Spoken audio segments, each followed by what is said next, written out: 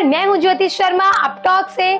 स्वागत करती हूं आपका एक बार फिर से इस डॉक्यूमेंट्री के चैप्टर 5 में। तो चैप्टर 4 में हमने देखा कैसे सोनम वांगचुक का फास्ट इस पूरे आंदोलन का सबसे गहरा और असरदार हिस्सा बना, कैसे उनकी हालत बिगड़ती गई, कैसे लिखित एश्योरेंस के बाद उन्होंने अपना फास्ट तोड़ दिया।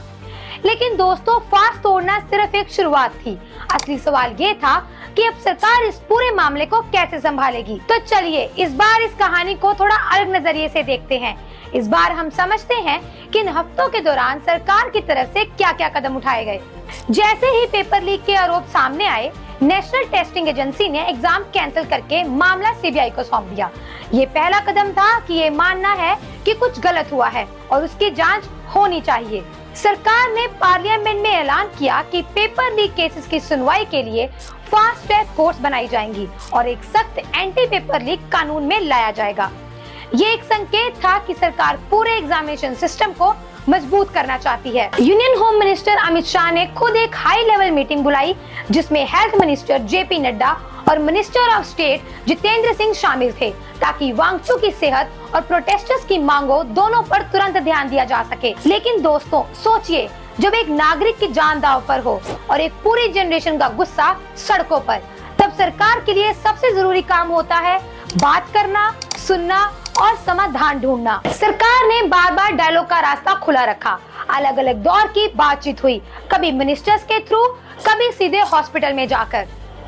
इस बातचीत के दौरान सरकार ने लिखित एश्योरेंस दी कि जो स्टूडेंट्स पीसफुली प्रोटेस्ट में शामिल हुए हैं उनके खिलाफ कोई लीगल या पुनिटिव कार्रवाई नहीं होगी। साथ ही नीट पेपर लीक के बाद जान गंवाने वाले स्टूडेंट्स के परिवारों के लिए मुआवजे पर सकारात्मक विचार करने की बात भी कही गई। 65 से ज्यादा मेंबर्स ऑफ पार्लियामेंट अलग अलग राजनीतिक दलों से इस पूरे मामले में एक्टिव रूप से इन्वॉल्व हुए, ताकि एक मध्यम रास्ता निकाला जा सके। आखिरकार 23 जुलाई 2026 को सरकार के एश्योरेंस के बाद वांगचुक ने अपनी हंगर स्ट्राइक तोड़ दी। कुछ दिनों बाद union education minister Dharmendra Pradhan ने खुद अपना इस्तीफा प्राइम मिनिस्टर नरेंद्र मोदी को भेजा। अपने इस्तीफे में उन्होंने लिखा कि वे देश के नौजवानों की उम्मीदों और भावनाओं का गहरा सम्मान करते हैं। ये फैसला सिर्फ एक राजनीतिक गतिविधि नहीं था, ये एक संकेत था कि जब लोगों का भरोसा किसी सिस्टम से टूटता है तो जवाबदेही लेना भी जरूरी होता है। इस्तीफे के तुरंत बाद प्राइम मिनिस्टर नरेंद्र मोदी ने प्रहलाद जोशी को नया एजुकेशन मिनिस्टर नियुक्त किया। जोशी ने अगले ही दिन अपनी पहली मीटिंग की, पूरी स्थिति का जायजा लेने और एग्जामिनेशन सिस्टम में सुधार के लिए नए कदमों पर चर्चा करने के लिए। इस्तीफे के बाद प्रोटेस्ट ऑर्गेनाइजर्स ने गुड फेथ में अपना आंदोलन खत्म करने का ऐलान किया। अब सवाल ये है, क्या नए एजुकेशन मिनिस्टर के आने से एग्जामिनेशन सिस्टम में स्थायी रूप से सुधार आएगा? क्या फास्ट ट्रैक कोर्ट्स और एंटी पेपर लीक कानून जैसी घोषणाओं पर पूरी तरह से अमल होगा?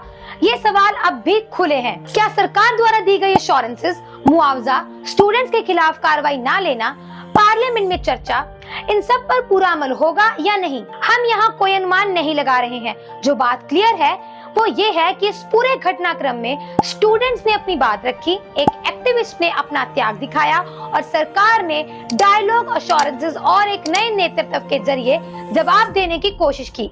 शायद यही लोकतंत्र का असली मतलब है। दोस्तों, अगले और आखिरी चैप्टर में हम इन्हीं सवालों को समझने की कोशिश करेंगे। हम देखेंगे कि इस पूरे आंदोलन ने देश के लिए क्या नई सीख छोड़ी। तब तक के लिए बने रहिए अपटॉक के साथ। मैं ज्योति शर्मा दोबारा आपसे फिर मिलूंगी इस डॉक्यूमेंट्री सीरीज के आखिरी चैप्टर के साथ। धन्यवाद।